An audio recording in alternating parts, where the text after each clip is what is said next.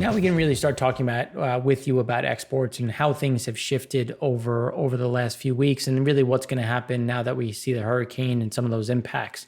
So typically, there's always some sort of adjustment when we're thinking about when you have a big increase in exports and you have a decrease, just because again those timing delays.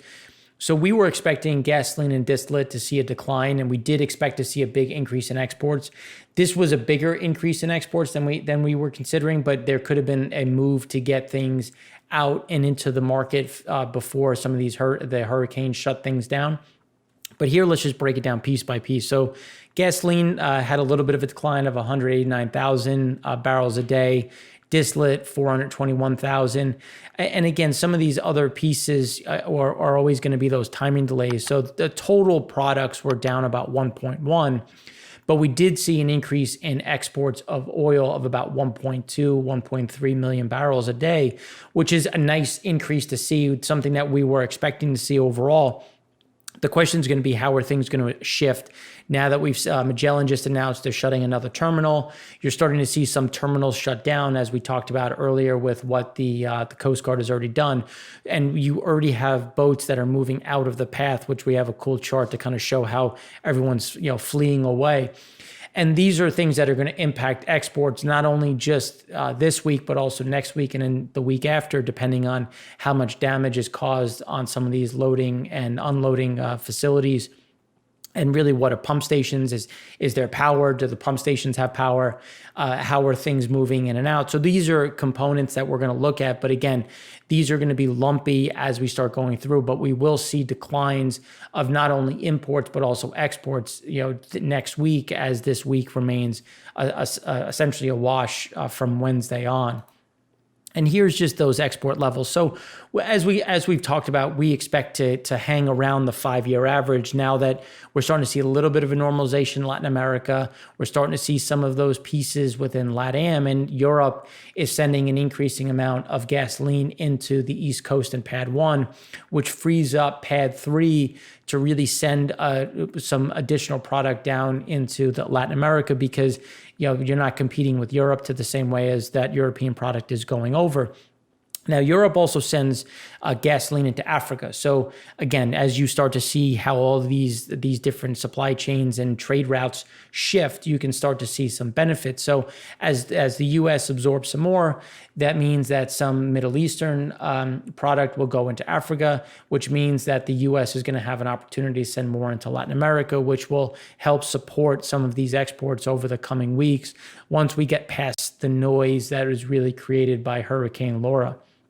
And when we look at it and just comparing again 2020 to 2017, you can see that to 2017, there was a big drop off in exports. There was damage to some facilities. So that's why it took us a little while to get back to normal in terms of total flow. But here's where we can expect to see a similar drop off, coming back to about, let's say, about 300,000 barrels a day. We should see something similar, just given, again, that timing delay. So we'll see that continuation as we go into next week and the week after. Now, shifting gears a bit and looking at distillate, 5-year average is kind of where we think we sit. Here we are back just below the 5-year average.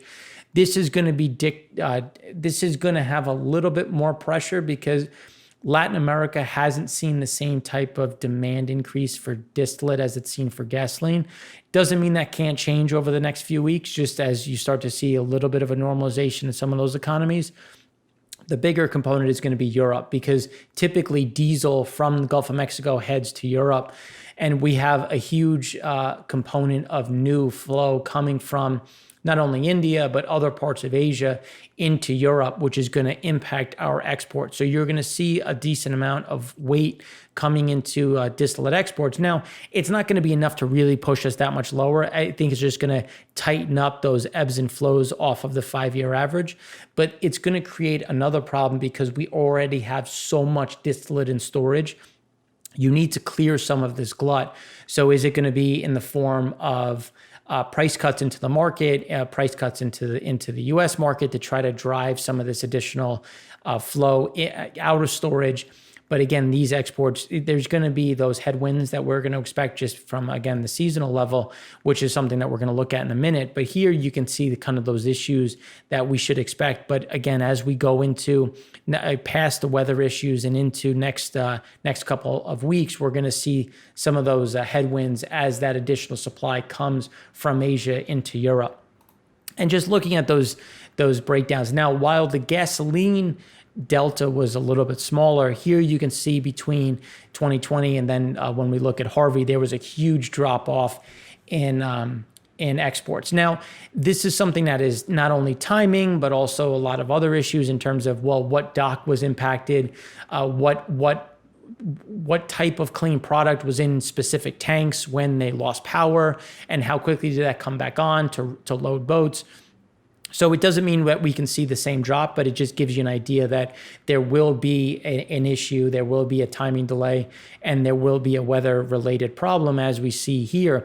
Now, we also saw versus gasoline, there was a huge rebound off that bottom as things normalized and we actually got to relative highs. Now, there's something, we don't think we're going to see that kind of recovery, just again, back to the issues that we see in terms of Europe and competing products, but you get an idea of kind of where things sit as we go and look past Hurricane Laura. Now, we're just going to look at oil exports as well. Again, it's hard to compare. One of the reasons why you may notice we don't look at the seasonal adjustments for oil exports, and it's really because there's not a huge amount of comparison, because we've really only created this international demand for our crude over the last, let's call it, 1.5 to 2 years. So we don't have the same kind of data sets that we have for some of the others, but it doesn't mean that we can't see what type of impacts we can see. And you can see here, there was a relative drop off, but then a quick recovery. Again, we expect to see something similar in terms of that quick drop off and then recovery, especially based on the amount of boats that have kind of been pushed to the side to allow for the path of the hurricane. Now, this looks at that hurricane move. So this is something cool where you can see the boats really moving out of the path and clearing themselves. And as you can see, the boats within Sabine Pass and some of these other rivers, now because you're in there, you can't get back into the Gulf until after the hurricane passes through, because the pilots have shut down all ship movements. So here you can see anyone who's in the Gulf is out of the way. Everybody has moved away from the path. And the path is really supposed to be between the Texas and Louisiana border, which is going to kind of curl up to the right, which is why you see those boats moving away. Now, right now, just based on some rough estimates, we have about 64 crude oil and refined product tankers in the Western Gulf that are waiting for Laura to pass. And just to kind of reiterate what the issues are, the U.S. Coast Guard has closed Port Arthur, Beaumont, Lake Charles, Houston, Galveston, Texas City. These are things that will remain closed and will be problematic when we're considering kind of how things normalize, how quickly Laura passes. Again, Harvey took a long time to pass. If Laura kind of goes right through, we could see some normalization, as early as the weekend, depending on not only just speed in which it passes, but also what was the damage that was left behind. Now, just as we always like to do, is look a little bit more global, and it's something that we talked about in our OPEC show, and we'll continue to talk in some other shows in terms of that global demand, is really looking at inventories across the board. And even though we had a relatively large drawdown in U.S. Crude, we saw an offsetting and relatively large builds, not only in Japan, but also Fujairah. Fujairah had a large step up. And if you look at the normal trend, we should continue to be trending lower. But actually, Fujairah had a counter-seasonal increase. Now, again, this could be timing delays in terms of when deliveries came in, how quickly ships have come in to refuel. Japan is something similar. We've seen a large increase, not only in distillate, but also in oil in storage. And we're seeing that reverberate through the system. We've seen the same thing in China. China is now getting closer to what is deemed unsafe levels of gasoline and distillate onshore storage. We've seen we now have about 100 million barrels in storage offshore. There's a huge problem within China. India, we've seen a big step down in terms of demand specifically in distillate, which is down about 22%. And the implied oil demand has shifted down not only in India, but also China. So these are issues that we're seeing materialize across all of the storage levels, not only just in oil, but also in refined products, which will continue to weigh on pricing and again, be problematic as we head into those shoulder seasons, as these refiners still aren't making margins. So that's going to see additional refinery run cuts. So it's hard to get excited, but again, we remain relatively flat in terms of crude pricing. We should see some arbitrages open up just because of the storm to backfill and adjust some of those movements. But again, those are things that we'll discuss as the damages become known and we look into next week.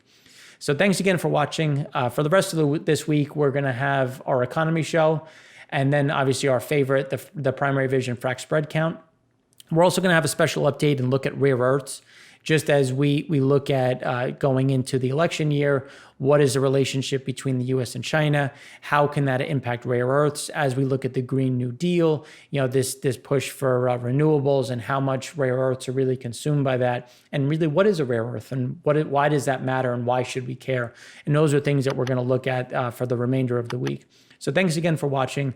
I'm Mark Rossano, founder and CEO of C6 Capital Holdings, coming to you from Primary Vision Network.